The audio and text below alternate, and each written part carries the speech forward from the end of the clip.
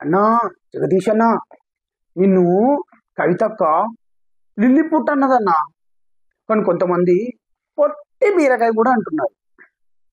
నేను ఈ మాటలు మీకు ఎందుకు గుర్తు చేస్తున్నా అంటే, జగదీశ్వర్ రెడ్డి గారు, పవన్ కళ్యాణ్ గారు నిన్న మాట్లాడుతూ కోనసీమ ప్రాంతంలో పర్యటనలో భాగంగా, కోనసీమ ప్రాంతం అనేది పచ్చగా కొబ్బరి తోటలతో నిగనిగలాడుతుంటది.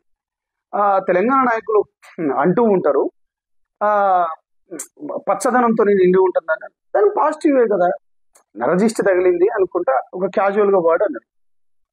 దానికి మీరేదో పవన్ కళ్యాణ్ గారిని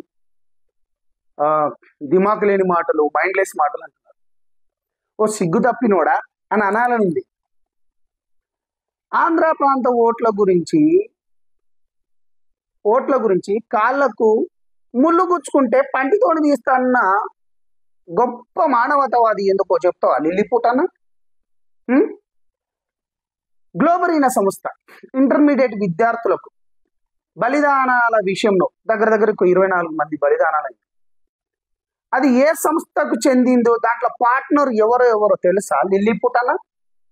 ఎందుకన్నా గ్లాస్ల మందు పోసుకొని ఎవరికి ఎట్లా పోస్తావో అవన్నీ తీయమంటావా?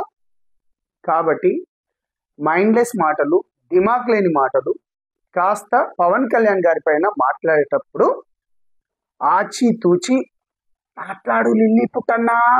నేనంటలేను లిల్లీపుట్ అని, ముందే చెప్తాను. దోస్తాను కవిత అక్కడనే నిన్ను లిల్లీపుట్ అని, నేనైతే బీరకాయ. బాయ్ జగదీష్ అన్న. నేను మీ సంపద నాయక్, జనసేన పార్టీ.